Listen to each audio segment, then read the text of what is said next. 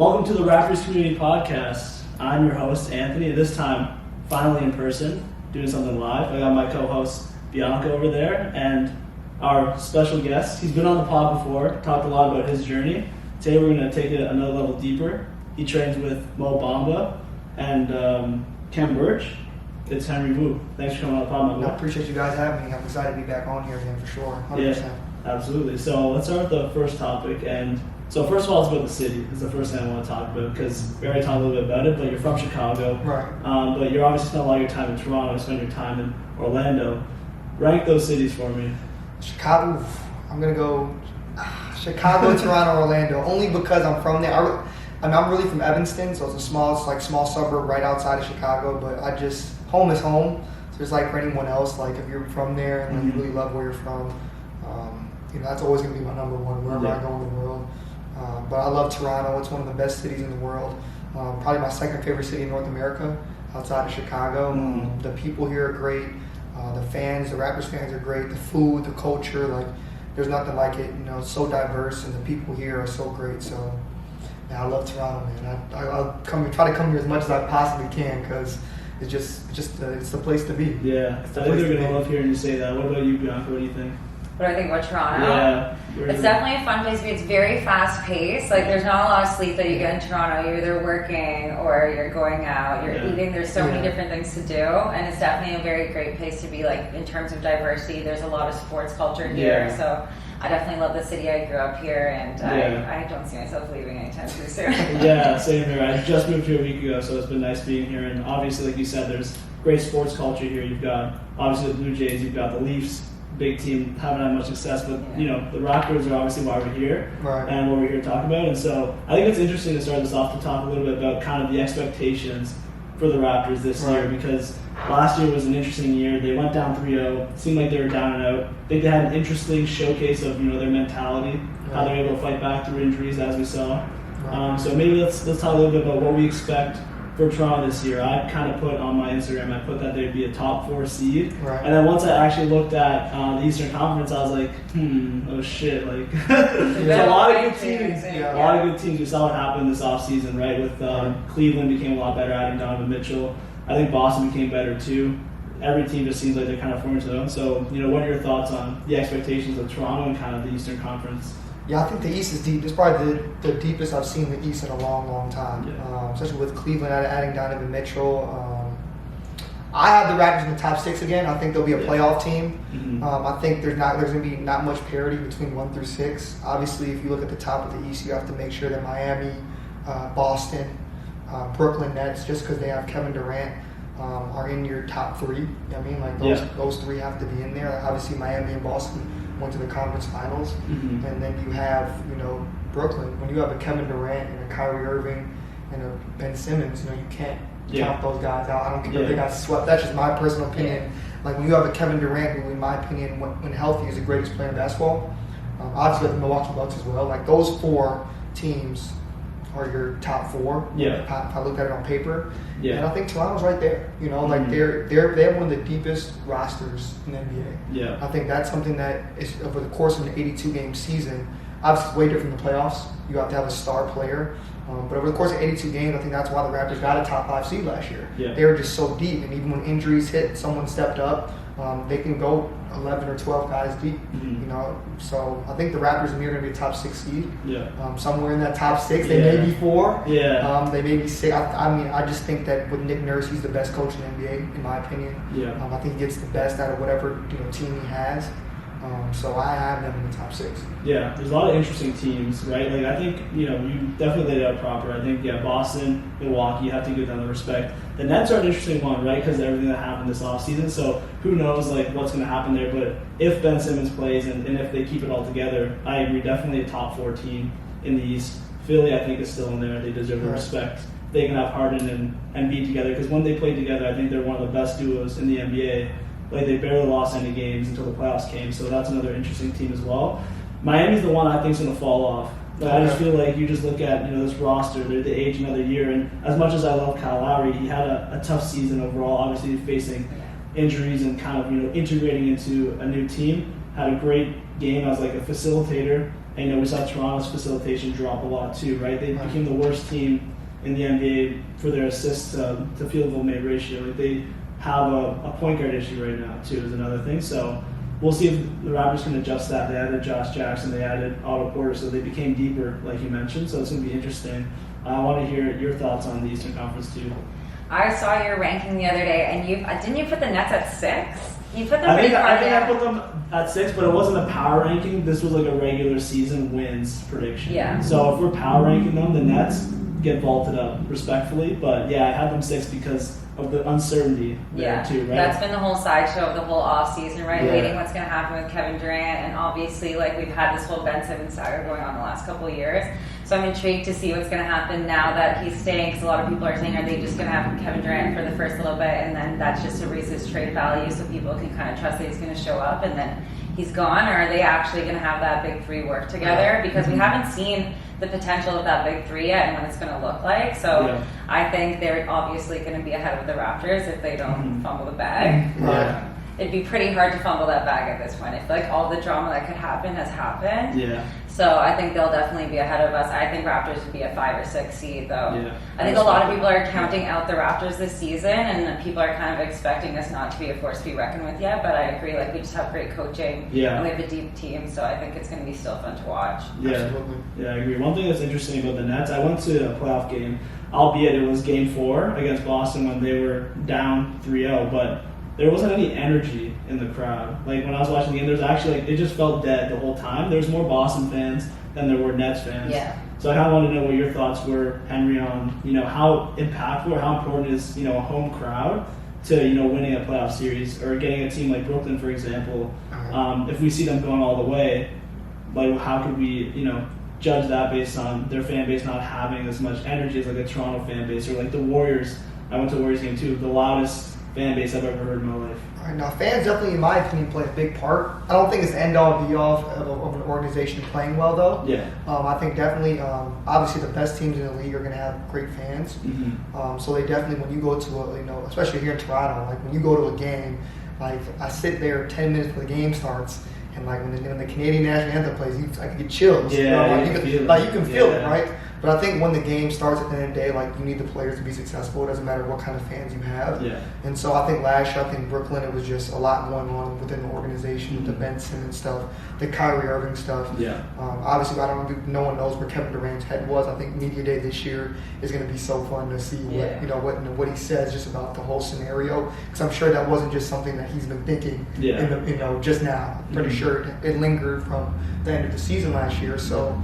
But I think at the end of the day, like this year, especially in regards to Brooklyn, like if they have their guys come to play, I don't think it really matters what fans are in the building. Absolutely. I think, if you have a Kevin Durant type of player who's played in all type of environments, who's played in Golden State, like you said, with some of the best fans, and played in hostile environments, on the road, like in a Cleveland and NBA Finals, I think the fans don't really, for him, and that type of player, and same thing with Kyrie Irving, who's been on both sides, right? Like, he's been at the top and he's been at the bottom as far as like the way fans look at him. Mm-hmm. If you have those two type of players on your team, I don't think the fans play like the end-all, be-all of the success of how that team goes. But definitely you can tell when you're at a game, as a player, fan, or anything, the energy in the building, and it definitely plays a part. Yeah, for sure. And even, when they went to the second round against Milwaukee, there was still a ton of energy in there. So I think they can bring it. It was just a function of the situation, kind of like what that whole year was like, right? Because, you have the James Harden debacle that goes on. He gets traded. Ben Simmons comes. He doesn't play. So I think, they're definitely a wild card, and we'll see what they can do. I'm excited because of the parity in the East. Like you mentioned, like Cleveland's going to be a great team too. I kind of want to get both of your guys' takes. We'll start with you, Henry, on where you think Cleveland. I'm a big Cleveland fan. Shout out my guy Lamar Stevens, man. I think Cleveland is going to be an interesting team. Yeah. I think if they probably have a top 5 backcourt in the NBA with Darius Garland, Donovan Mitchell now by far. I think the biggest thing with them is going to be their depth. You know what I mean? Like, obviously their starting 5 or 4 with Evan Mobley, Jared Allen, Darius Garland, and Donovan Mitchell. That's a really good core. Absolutely. But any team I've seen that is successful in the regular season and playoffs, their role players are really impactful. Yeah. And with Cleveland, I I think in the past, we really don't know too much about the role players. Like, obviously, I'm going to shout out Lamar. Lamar Stevens is a great role player for them. I don't know how many minutes he sees this year. That's going to be something we'll figure out, me and him. But as far as the rest of the role players, Kevin Love, Chetty Osman, Ricky Rubio, Karis LeVert, like they haven't, we really don't know what you're going to get out of those guys. Absolutely. And so I think that's what's going to be the X factor, because obviously you know what you're going to get out of their core four. Yeah. But to be a successful team in the NBA, especially when it comes to playoff time, like you need role players who know their job. Like that's why Golden State won. Gary Payton, Kevon Looney, Andre Iguodala, all play a huge role in their success. Draymond Green. I mean, those type of guys play a big role. So I think that's what's going to be the determination of how Cleveland does this year. Absolutely. And what's interesting is, like you mentioned, Kevin Love's there, Karis LeVert's there. Both those guys have contracts that are tradable too. So if they decide that there isn't a fit, they have fluidity to add to that roster as they see fit. Now that they've added Donovan Mitchell too, their offense was one of the weakest points last year, right? They had a really good defense, like steam-headed by Jared Allen, Evan Mobley, and now you add these guys, another all-star, Donovan Mitchell. This team could have 3 all-stars. Like, they could be legit. Bianca, what are your thoughts? I think they're going to be a really fun team to watch, and I think it's great that they have the addition of Donovan Mitchell, because obviously we've seen them go through a little bit of a roller coaster, come from the top to the bottom, and now I think this year they actually have a chance to be a good playoff team, and just with the young players, but then also you have kind of veterans like Kevin Love to lead the team. I think they're going to be a really fun team to watch this year for sure. Absolutely. Yeah, I agree, and I feel like it's one of those things where now you can say that the East is probably better than the Western Conference. Yeah. And so it's going to be interesting to see what happens in the Eastern Conference side. Like, there's 9 teams deep. Like, even Atlanta could do something, right? Like, they're a team that people aren't talking about, but they added DeJounte Murray. So now they just added, like, a guy that averages a triple-double nearly onto their team and one of the best defensive players in the league. So, there's so many interesting storylines going into this year, and I think that's why it's so exciting. Why basketball is like continuing to pick up steam is like there's more and more young players coming into the league that are just making things super exciting there. Absolutely. Yeah. So I think let's talk a little bit about the Western Conference too quickly. We're Raptors fans, but I think we still are basketball fans. Right. Golden State made it all the way to the promised land last year. I think there's still some interesting teams though in the Western Conference. You've got the LA Clippers. Dallas added Christian Wood. I think there's some interesting teams that you think about and you can say, hey, this team could potentially, make a stand and make it to the NBA Finals. What team in the West do you think has the best chance of making it to the Finals? Outside of Golden State?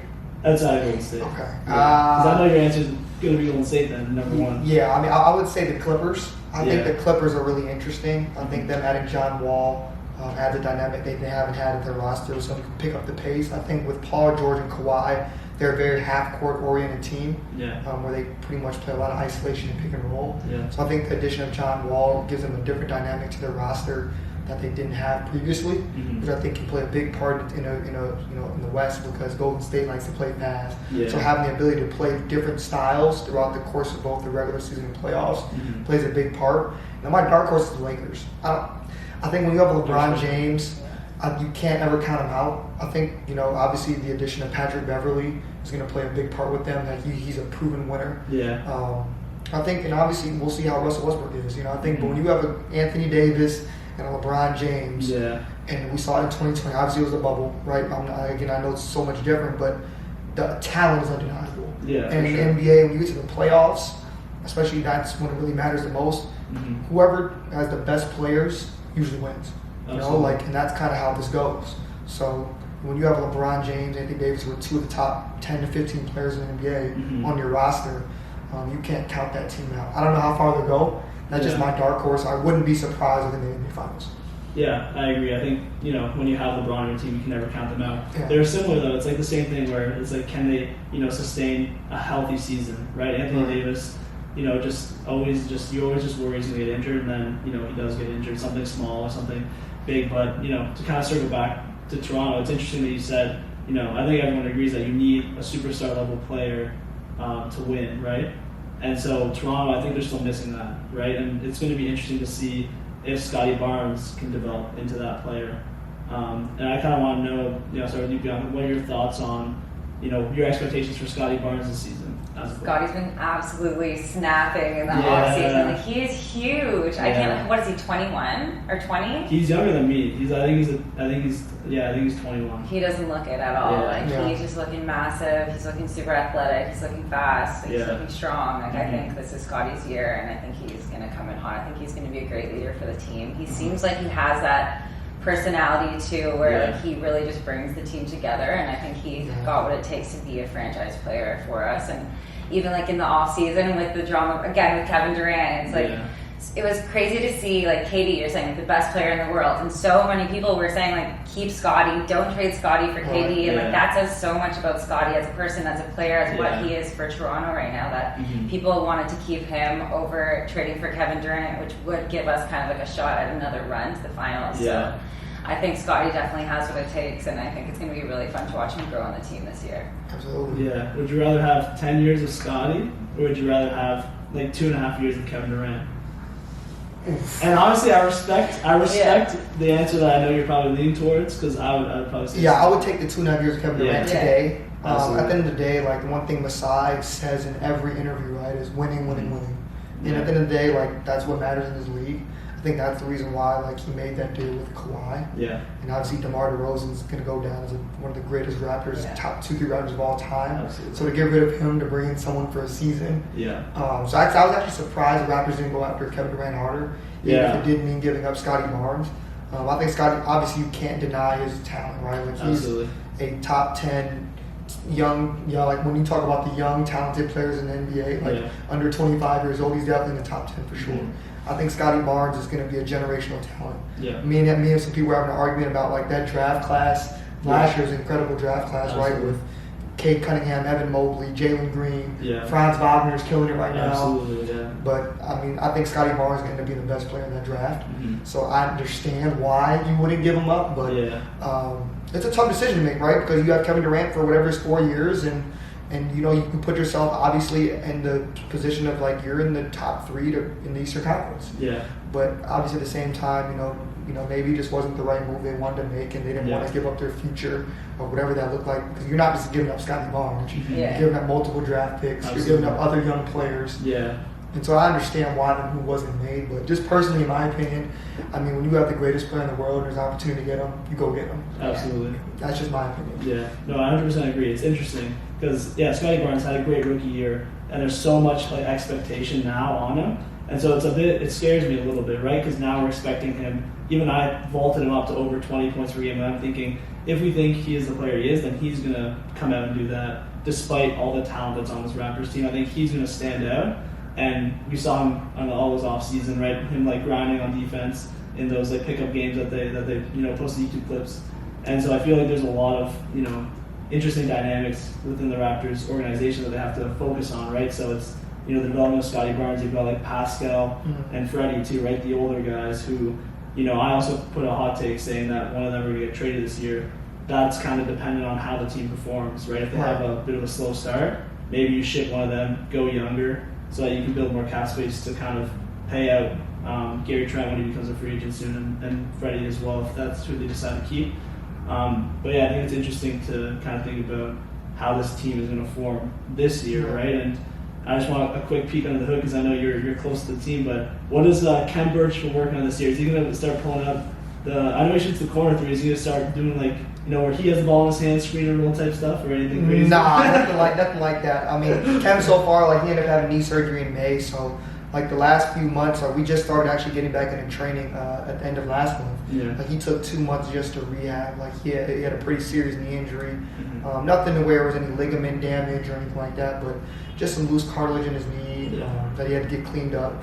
So he just took the last couple months just to recover and get back 100%. He just had a lot of lingering issues in his obviously with the nose and the tooth. Yeah. So, but so far, really, he's just working on getting back in shape. I think, like, Khem is one of those guys that we talk about. We use the word motor. Like, he brings a motor. Like, that's when he's at his best. He's playing at a high motor, playing extremely hard. Absolutely. And he's been working on his jump shot. Obviously, he understands, like, in the way the Raptors play, it's really positionless. So he has to be able to get the ball on the perimeter, make an open shot, get the ball on the perimeter, and drive it to the basket. But obviously, he's always gonna be himself. He's gonna be a screen and roll guy. Yeah. He's gonna make the right play. Obviously, he's been trying to refine his touch with his floater, which he's always great at. But no, Khem is just working on just being healthy and being in great shape for training camp. And I think if he does that, I think he can bring a really positive impact to a team trying to make a deep run in the playoffs. He reminds me a lot of Kevon Looney with the Warriors. Probably a little more skilled in my opinion. Kevon Looney really doesn't shoot the ball, but as far as like the impact Kevon Looney makes for the Warriors, his screaming, with his ability to help Steph get open, his short roll passing, his defense, his rebounding, getting those second chance points, both for himself and for his teammates.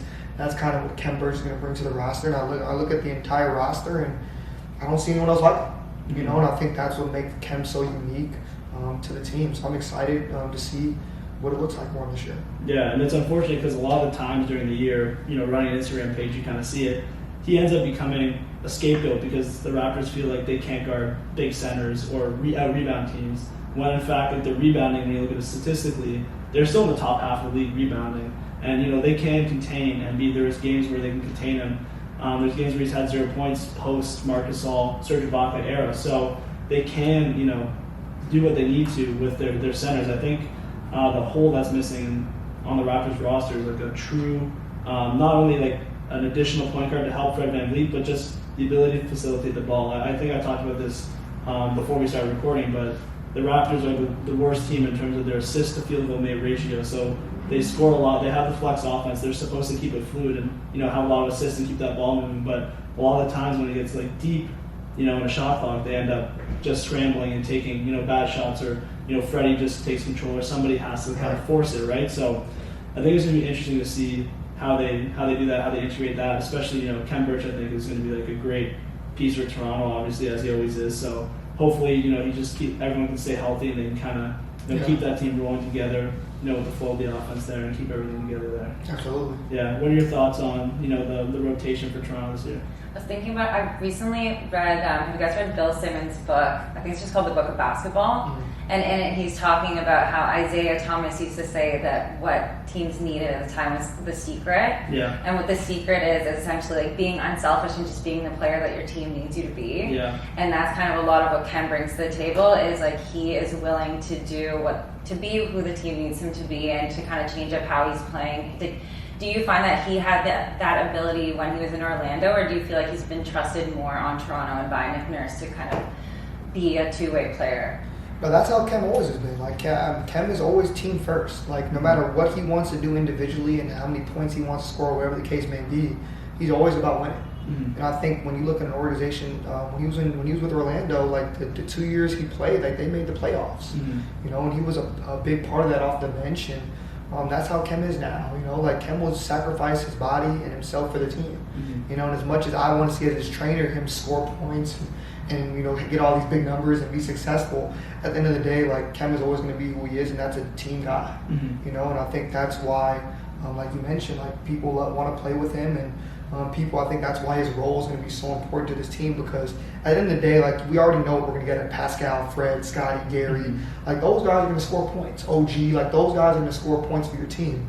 And you need guys who are willing to, be okay with not scoring the ball, with doing the dirty work, with doing the stuff that doesn't show up in the box score. Because, that's what helps win basketball games. And Khem epitomizes that. And I really, really hope he's healthy this year so he can really show for a full 82 games. Because he's never really had that opportunity to show for a full 82-game season what he brings to the table. He's really healthy. He's getting really healthy right now, so I'm excited. And I think the Raptors need someone like that on their roster. Absolutely, 100% agree. We're just going to take a quick break. When we come back, we got more questions for you. Perfect. Sounds good. So I want to get into a little bit of your story, because I was reading the articles and watching some of your interviews, and I thought it was really cool kind of how your story all came about. It kind of seems like the perfect mix of hard work and skill, and also just luck and like being in the right place at the right time. So I kind of wanted to get into your background before talking about you meeting Khem and that part of your career. I kind of wanted to know what it was like. Where did you get the passion for basketball? I know you grew up in Chicago, like late 90s, early 2000s, so I'm sure it was like oozing with NBA. Yeah, so my dad put a basketball in when I was 5. So he was from Hong Kong and ended up moving to Chicago for work. And he used to watch those like Bulls games. He used to like record them and put them on VHS. So I'm old enough for VHS. So he used to pop them in there, and like I used to watch like Michael Jordan, those guys, like when I was like growing up. My passion just came from my dad. Like he put a basketball in at 5 years old, and like he was an Asian parents. They try to like teach you all these different things. So I had taekwondo and soccer and baseball, but I just gravitated toward basketball. So I grew up in a town called Evanston, and in Evanston, like basketball culture is really, really big there. Yeah. Just in the Chicagoland area, it's pretty big. So I fell in love with the game pretty quickly, and I had dreams of always playing in the NBA, but I never grew. Yeah. And so I just, I wanted to work in basketball, do something in basketball. So it grew pretty quick. Like I've loved basketball since I've been 5, and it's been my passion ever since. Yeah. And then you went to college for basketball, right? Mm-hmm. You were in a D3 school in Chicago. Yeah. And then through that, you had a friend, Eric Green, who played on Olympiacos with Khem, right? Yeah. So that's how you met Khem. Absolutely. Did you meet him in Greece? I met Khem in Greece. So I went out there. Eric invited me out there just to hang out. Like it was my first time internationally, and like when you go overseas, like there's the Greek players, and none of them speak English really well. So all the Greek players hang out, and then usually every overseas team is like 3 or 4 Americans, or in North American players. So it was Eric, Khem, Patrick Young, and another guy. And so we would hang out. Me and Khem and Eric would hang out every day. Yeah. And so it was a really cool experience just to be out there with Khem. And like Khem was a great guy, like funny dude. Like I had no expectation of like him playing in the NBA. I didn't really know too much about him. Yeah. Besides like watching him play with Eric or the person he was or anything. But we kept in touch, and that's kind of how like that was my first introduction to meeting Khem. How did that parlay into you then starting to train for Khem, or help Khem train? So the next year I go back to, so I was after my freshman year of college, I go back to college again, I play basketball. Khem ended up signing with the Magic that same year. Yeah. And like I always, like for Eric, I always used to like break down footage. So I would watch his game, and like people were like, hey, like you missed this shot, like you should just do this next time. Just give him a little advice, So I did the same thing with Khem. Khem really wasn't playing too much in the NBA. He spent a lot of time there with Lakeland Magic. So I would like break down the G League film and send it to him, and he would just be like, oh, thank you. I'm gonna implement this in the next game. Like, oh, instead of driving all the way to the basket, you should have stopped here and did a floater, or you should have did this, and this. And then after the season, toward the end of the season, he's like, you want to come out to a few games? I was like, cool. So I come out to a few games, we hang out, and I end up back overseas again with Eric in Spain. He's playing for a different team this year. Yeah. I get a phone call like at 4 a.m. out there. Khem gives me a call. And I'm like, what does this guy want? It's 4 a.m. Like, I'm trying to think like what he wants, and he's like, what do you think about basketball training? And I was just like, I trained high school kids. Like in 2016, I founded the AAU program back in my community just to get back to the community. Like I trained kids, but never really pros. Like I had no idea anything about it or what to do, like or anything. So, but he really persisted and was like, I want you to try it out. You really know my game more than anybody else, and I think you're a really smart basketball mind. I tried to explain to him that doesn't mean you'll be a good trainer. Like there are a lot of good basketball minds, but like he really persisted and gave it a shot and ended up being really good at it. Yeah, so that's awesome. That's kind of how it parlayed to where I am today. What do you think gave Khem the confidence in you when you didn't really have the confidence in yourself yet? And how did he instill that confidence in you to make such a big leap to leave college and go train? I don't know what Khem was thinking. I asked him to this day, and like he just said I had a feeling, Like sometimes like you have to trust people in that profession that they know what they're talking about. But I'm just so grateful that he continued to like that first year. I had no idea what I was doing. We were in Orlando, and like I was just trying things out. Like we sometimes we'd be in the gym for 2.5 hours, which now I know is not a good idea. But we just be in there just doing anything, like whatever I thought was best, and like he never complained. And he just kept saying, he would give his input like, oh, maybe this won't work or maybe this will work, but he really gave me 100% like control over like what we were doing. And by doing that, giving me that trust, that's how I built the confidence. Because, a professional basketball player is like giving me the confidence that I can be like, help him propel his career, and like as a trainer, like, that's an incredible feeling. So just him being able to do that for me was unreal. It's an unreal feeling, and I'm so grateful now. I mean, we're literally just talking about this the other day. Like, he really propelled my career. And like, I'm grateful for him forever. Like, I'm indebted to that man forever. Whatever him and his family need for the rest of his life, I'll be there for him.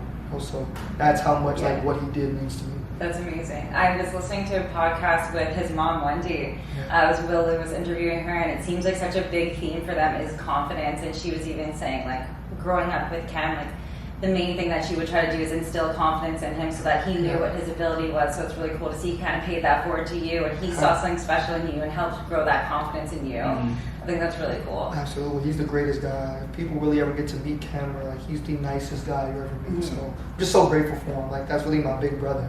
Like, I'm just so grateful. He's helped me not only in basketball but in life. And like, that's something when he retires I'll be able to take forever, right? Like, the basketball part is great, but eventually Khem Birch is not going to be a basketball player anymore, whenever that is, in 8 or 10 or whatever many years. And you're just going to be a regular guy, you know? And like, our relationship and what he's taught me will carry on forever, you know? So it's an unbelievable feeling. What are some, like, do you have any funny stories or memories? Like, what's your favorite memory with Khem? Oh, man. I don't know if these are appropriate. Man, I really honestly don't have one. I think, honestly, like, the best memory is just going to the games and, like, watching him, like, do what we do in the workouts in the games, and him succeed as an NBA player, because people don't know, like, he's been through so much, you know, like, from being in the G League and playing overseas and, you know, being the 15th man and, you know, being in and out the rotation and praying that he'll get a multi-million-dollar contract, you know, like, he really started in the NBA as a 15th man. So to go to games now and, like, hear his name in Toronto, in his home country, as, like, starting at center, like Khem Birch, like, that's like, you sit there before the game, like, you chills, because, like, I can only imagine how he feels. That all his hard work has paid off, you know, like, and he has such a long way to go, and that's one thing I love about him. Like, he's never content. But I remember that last year, like, just sitting there at the first Raptors home game when they played the Wizards. Like, he didn't start or anything, but they introduced all the players before the game, and they said, like, from Montreal, Quebec, Khem Birch, and I'm looking at him, and I'm just like, I know this is, like, a surreal moment for him, because it's a surreal moment for me. For sure. So I know, like, those are some of, like, the best moments. You go to games, you see him do well, like, play for his hometown team. Like, those are the best moments, because at the end of the day, that's why we train, why we work hard. So eventually, like, he can have those moments that you can take for him with the rest of his life. Yeah, and he's like an early staple of Canadian basketball too, especially Montreal. Right, because now you have him, you have Lou Dort coming out of Montreal, so he just kind of represents a lot. Chris Boucher, Benedict Mathurin now, like, it's going there for real. You guys are going to play there too, right? Yeah, I'm going to miss the game. I'm excited. He's excited to go back. Like, they said the year before when Chris went, or 2 years ago, they said Chris got like a standing ovation. So I'm excited, like, to see, like, I'm sure he'll get his dues there. When Khem goes there. I wish I could be there for it. So, but it's going to be, you know, I'm going to be excited to watch it on TV and hear all about, like, how the experience was. Yeah. I just have a couple other questions. I wanted to know, you mentioned in your article with Sportsnet, or your interview with Sportsnet, that the 2019 FIBA Team Canada team was kind of a turning point for you guys, and that's when you saw a change. What happened during that season, and what changes did you make after that? So I was so fortunate I was able to go. So I was in Australia when they they started here, they played Nigeria for a few games, and they moved their training to Australia. They played Team USA, they played Australia, and I was able to go to China as well. And the biggest thing I saw in him was just his confidence uptake was incredible. He was doing things I've never seen him do before. He was trying things out, and I asked him, like, what it was, and he was like, it's Nick Nurse. Like, Nick Nurse, like, gave him, like, and he never played for Nick before. I had no relationship with Nick. Like, the year, like, that same season they played Toronto in the playoffs, like, that was the only interaction, like, he even had with him. So just being around him, I could just tell, like, his personality changed. Like, he woke up as a more confident basketball player. Like, and Nick Nurse just allowed him the freedom to just pretty much go out there and just, obviously within the system and not trying anything too much, but Khem started shooting threes. He didn't make any, but he was shooting them, and he was putting the ball on the floor and shooting shots that we would work on, like, and he just had the ultimate confidence. And right then and there, I was like, he can do this in the NBA. Like, he just needs the opportunity. And it's crazy how it all worked out with him going to Toronto. And I saw it in the 20 games in Tampa. Like, that's who Khem Birch can be 82 games out the year. I know people like, it's Tampa, it was the bubble, blah, blah, blah, but it's NBA basketball. Like, it wasn't like and a lot of those games were on the road. Like, it wasn't like he had his best game on the road. Like, people would think, like some of his best games weren't in Tampa. Like, they were in Utah, in Denver, like, in these real hostile environments. Those places had fans. Like, he had good games against the Clippers. Like, that's when Kawhi and PG were playing. So, it just showed me, like, that FIBA experience showed me, one, how much he cares about his country, because it was only him and Corey Joseph, the only two big players to go do it. But also just like how much growth he really had made that I couldn't tell. Like I had no idea, because with the Magic, he pretty much was just doing what he was told, sticking to his role, not trying to do anything because he didn't want to make any mistakes. Like I understood it. Like you want to just find your niche first. You want to be solidified. And so the Team Canada experience was incredible, and I'm so happy he had that, because it allowed him to see for himself he can do more, and then he was able to use that to his career now. And so that was incredible. I'm so happy I went, and hopefully next year I can go, and they're playing in the Philippines for the World Cup, and hopefully he can be able to do it again. Absolutely, and he's one of those players that he's unfazed by the moment. He can go in any city and just have a staple game, drop a double-double, and have a big game. But I think a lot of that credit not only to FIBA, but it goes to you as well for working with him all the time, right? And so when you do work with him, what do you work on most? Is it mostly shooting? Is it footwork? Or do you kind of work on everything all this game? Yeah, so I think early when we first started, when we were in the Orlando days, it was a lot more like learning everything: shooting, dribbling, floaters, like just a little bit of everything. But now it's kind of like with Nick, we kind of know where he's going to get the ball at. Like Nick Nurse does a great job. Khem is at a point where he's 30 years old now. Not saying he can't get better or like add things to his game, but I think it's much more about being really, really efficient in the spots he's going to get the ball. So we really like drill. Like I know he shoots the little pick and roll floater. We drill that every day. Like he starts a day every day making 100 floaters. Like this is something he does every day. Like, and so it's a lot more of, I'm sure, a lot of corner threes, because all of his threes last year were corner threes. All corner threes, yeah. And so like we're just drilling where he's going to get the ball on the floor. So it's a lot more of that now. Early when we first started, like it was dribbling and learning how to shoot floaters and do all these different things. But now it's just about perfecting, his craft. Because I think he's only going to shoot 2 or 3 or 4 different shots in a game. And that's what's so great about Khem. He doesn't need the ball a lot. So it's not like he's a high volume guy that's going to get 20 shots a game. Someone like a Pascal, we have to work on so many different skills. It's really perfecting the floater, the corner three, the free throw. Like literally like little simple shots, but are just the ones that he has to make. And I wish last year he wasn't hurt, because he missed some easy ones last year, and it affected his confidence. And so I'm so happy he's healthy now, and we're back in the gym working now. We're gonna go tonight just to continue to work on it. I think he's such a hard worker, and he's a true professional, man. I wish people knew how much time he put in on his craft, both before practice, after practice, before games, at night at home. He's stretching hours before he goes to sleep. Like just the amount of things he does. So that's where he's at. Yeah, he's definitely dedicated. He's also in great shape all the time, right? So say you're gonna take someone like me and work on my jump shot with me. I think right now I could hit 3 out of 10 corner threes on the NBA one. I think I could probably. So how long would it take to get me from that to shooting 40-50%? 3 out of 10 to 5 out of 10. Not much. A week.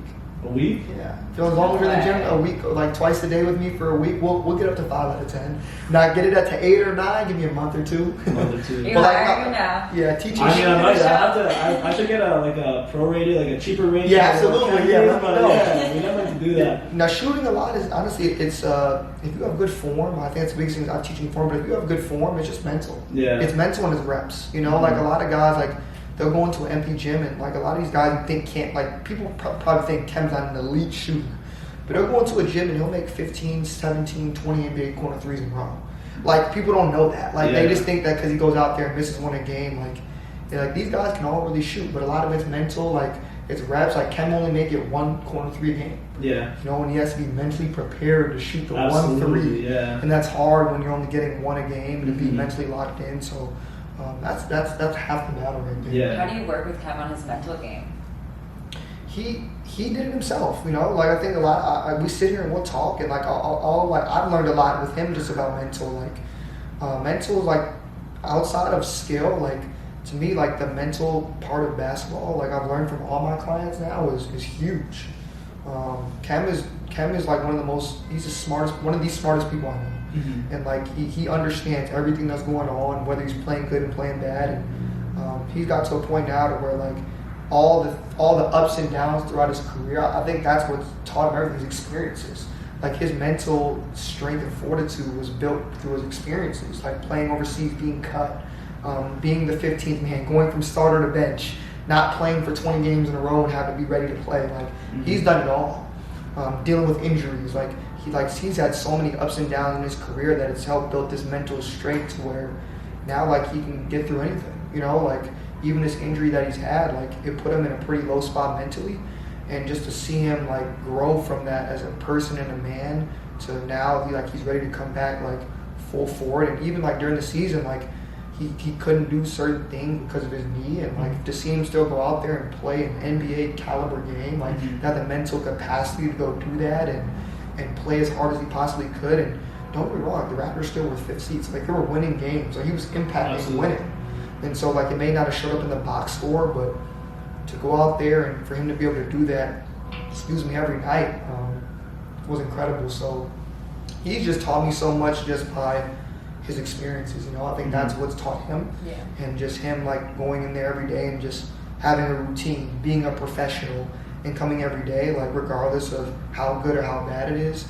I think that's everything, right? I think like being able to manage disappointment at this level is the most important. Anyone can manage success, right? When you're successful, everyone's happy, it's great. Yeah. But I think when you're able to manage disappointment, because it happens a lot. You're not going to be good 82 games out the year. Like no one is. The greatest players in the world don't play well 82 games. 100%. So to manage bad days, injuries, and for him to be able to do all that is just, I think that's where his mental strength and fortitude comes from. Because also the better you are, the bigger the expectations, the more hate you're also getting on those days you fall short. So you really need to be able to kind of be able to take the good with the bad and let it roll off your back the days you didn't do it. Absolutely, 100%.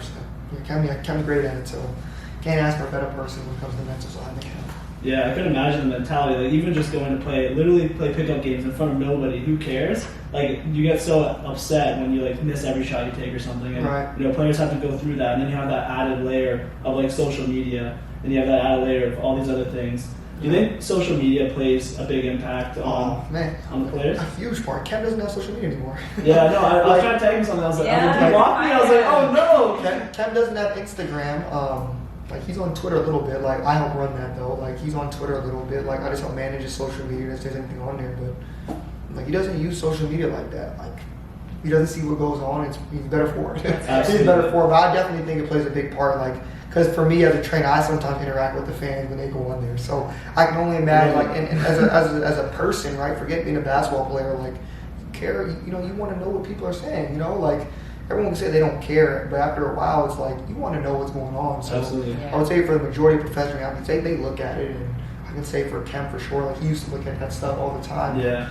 That's why he doesn't have social media anymore. Yeah, like he'll go on his Twitter every once in a while, look, try to delete the app. He doesn't even use Instagram. Like so, I definitely know it plays a part. Oh, for sure. Obviously, you can see like the guys like Kevin Durant, that he's very big with interacting with fans. So it definitely plays a part in some way, shape, or form, right? Yeah, for sure. Especially if you get the greatest players in the world are interacting with people, you can only imagine what the rest of the league is doing. So. Yeah, well, you know, say I post like an end of a game like summary, right? And you see the top comment, for example, it's like literally sometimes people will just say like Khem's shit. Like someone will just comment that, they'll get like 80 likes, and it's like, you know, people don't think before they say it, but they are very reactive to a game and they want to blame somebody, right? So I don't blame them for not using social media because, I see you in there interacting with people. I always interact with them. You got to defend them, right? Because we actually watch every game and, you know, are well versed in it. So you just have to figure out how to deal with the social media trolls. It's always going to be a part. Like, that's not going anywhere. So, and no matter how much I wish, like, people really try to, like you said, not use their emotion. And everyone's going to have their opinion, right? And that's what makes sports and what we're doing here great. Like, we all have our own opinion, and that's what makes what we do great. Absolutely. So, speaking of the social media trolls, I do have some questions from fans. Okay. We're just going to go through 3 because they're the only good ones. But, they kind of want to figure out what the development process is like to becoming a better, but not only better, but a consistent like shooter in the NBA or a consistent producer in the NBA. What that process looks like. When it comes to shooting, we start with shooting first. Like it's just a lot about first. I look at I'll go with Lamar Stevens because he's the last guy who really like tweaked his jumper. It was just like one looking at his forms. Like when I watch the film, it's like what is his body doing from the way he releases the ball to his footwork. Right. So that's the biggest thing. And then once I pick out an issue, like for him it was just like he was shooting a different shot every time. One time he would just follow through, one time he wouldn't. And so what we did was we fixed that immediately. Like first thing we're gonna do is we're gonna hold our follow through. Right? So it's just all about like you watch the video, you figure out what you need to be able to fix. For every player is gonna be different. And you just and you figure out what it is. Like I think that's what makes basketball training so hard. Like everyone has their own opinion. Yeah. So I form my opinion, and I'm like, okay, this is what we need to get better at. I show them on the video, and then we go. But as far as like just training in general, it's the same kind of concept. Like you figure out what they're good at, what they're bad at. And the biggest thing too is like what they're doing in the role they're in. You know, I mean, especially when you get to the professional level, like we can teach guys, step back jumpers and all these kind of different shots, but if they're not, that's not their role. There's no point of teaching. Absolutely. You know what I mean? So obviously there's a fine line because players always, they're going to believe like, hey, like I need to get better at this, this, and this. And I'm like, well, you need to get better at this, this, and this. And so there's kind of give and take between it all. But when you show them on the video and you try to explain to them like it's about being realistic, and at the end of the day, like obviously we want all of our players to grow and develop into a great role, but there's one Kevin Durant, there's one Kyrie, there's one Pascal. Like there's very few guys who are able to just go out on a court and do anything. And a lot of 90% of the NBA are role players. And so figuring out what your role is and how you can be successful in is what gets you paid. So that's really what it is, like figuring out the role and things like that. But when it comes to the nitty gritty, just watching the film and then using my God-given ability of getting players better. It's crazy. No, it's crazy how like you can just notice the nuances in someone's shot because you have to adjust it for every person's jump shot. Like if you're given like Lonzo Ball when he first came in the league, like you're gonna have to tweak it differently than you tweak Khem Birch's jump shot or anybody else's, right? So it's so interesting to listen to like the nuances, and I'm guessing your experience watching games is probably way different than like what I'm watching. Oh yeah, no, I get nervous. I'm not like a player before the game. Like I'm not getting nervous. Like when Khem checks in, my heart starts beating fast.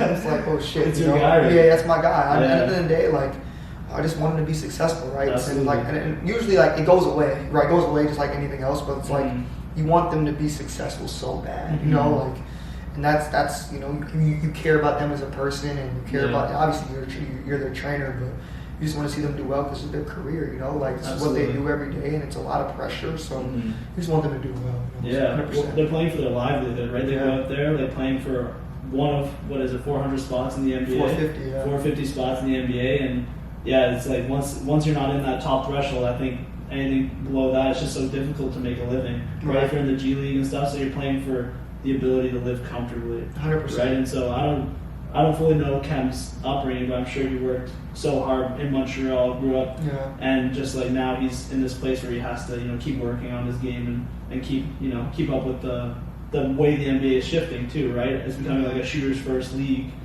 So I feel like that's a big factor as well, for sure. Yeah, he's never comfortable. That's one thing I love about Khem. Like, he's a tireless worker and he's a professional. Like he comes in every day to work, and that's why he is who he is. Absolutely. All right, second question. What's the average day look like? Not only in the regular season, but also in the off season for you as you like train players, stuff like that. It depends. So like it depends how many clients I'm with. So like for today, like I have nothing to do until we go to the gym at 7:30. Like I'm just chilling today, like just big chilling today. But usually like if I have 3-4, like I'm in Orlando a lot, and I have like 3 or 4 guys. So you'll wake up at 7 a.m. So recently I've actually been going to the lifting with the players. So we'll go to a lift. Like so the players like will all go to the same strength trainer guy, and like I'll do the lift with them. And so we'll do that. That'll be about 8. And then 9 o'clock, I have 3 workouts back to back to back. So you have 1 at 9, 1 at 10, 1 at 11. And those are usually shooting sessions. So they're just coming in and just getting regular shots up, like spot shots. Because like you said, it's a shooter's league. You made a great point, the shooter's league. And you have to be able to shoot the ball. It doesn't matter really what position you are. Obviously, centers are the one position we can get away with it, not knowing how to shoot. But we're in the gym anyway, working on it. So I usually have 3 clients in Orlando, so it's 9, 10, 11. 9, 10, and 11 will be done at 12. Then I'll get a small break. And then depending on the day, like some days like there'll be a sand workout after. Like so with the lifting, the shooting, and the guys will go in the sand and I work on their agility and stuff. After, if not, then I have a break after that. So I have a break from like 12 to 6. And then I have the 3 workouts again, 6 to 7:45, 7:45 to 6 to 7:15, 7:15, 8:30. 8:30 to 9:45. So you're pretty much in the gym another 4 hours.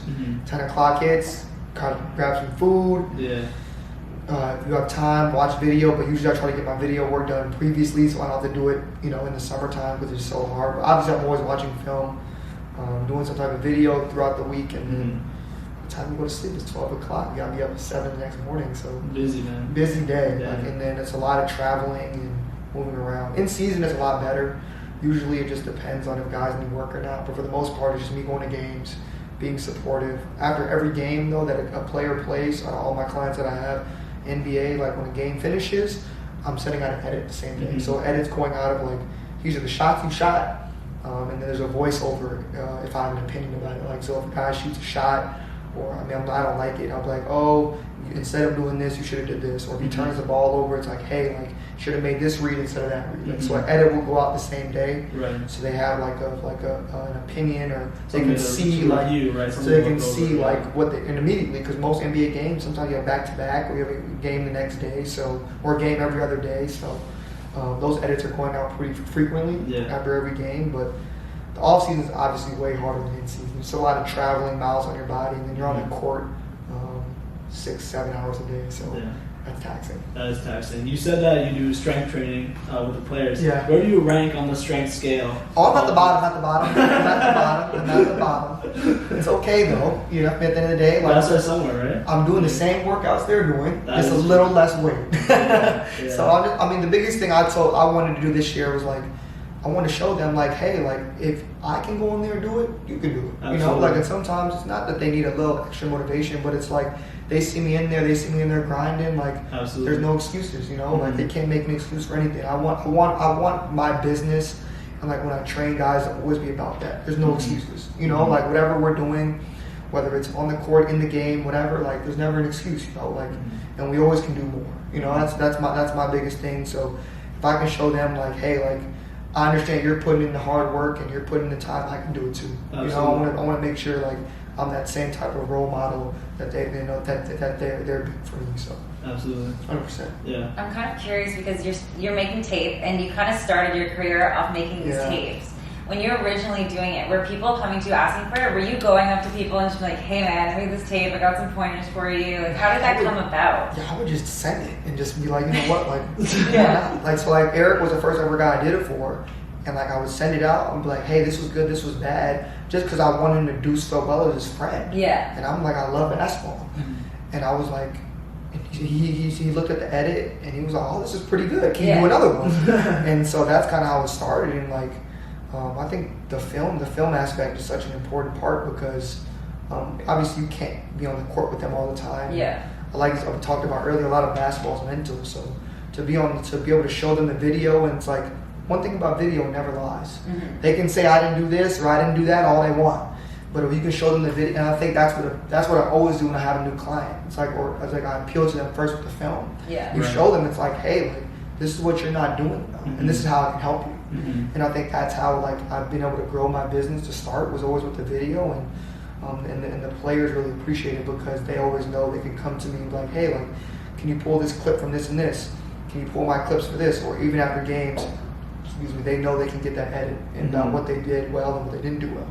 Yeah, and clearly they know it works and it's effective because they watch it and they actually get that feedback, right? They see you do it and they're like, this guy knows what he's talking about. Like, if I were to do the same thing, if I were to voice over a video and be like, hey, did this wrong, they would be like, who the fuck is this guy? What is this guy doing, right? So clearly you know what you're doing and you're in the right space right now. Absolutely. Yeah. So I just have a couple more questions. Go ahead. It's mostly about interactions with NBA players. But the first one is like, who, besides Khem, because I know you love Khem, and Mo, I guess, anyone that you haven't worked with, who's like the friendliest player that you know or you met? Friendliest? Yeah. I was gonna say Mo, like Mo, I didn't. That's why I couldn't include them. Rajon Rondo. He was like, I met him. We were in Cleveland, and it's like and the funny thing is, like, I was a big Rajon Rondo fan growing up, and like we just kept running into him, whether we were like training Lamar and he's at the facility or after games or at a restaurant. Like, we just run into him, and like every time he would just come up and just say hi, and like he was just super friendly. And I think that one stuck out because when I was growing up, like 2008, like, he was the guy. 2007, like, he was the guy. Like, so just to be able to interact with him, that was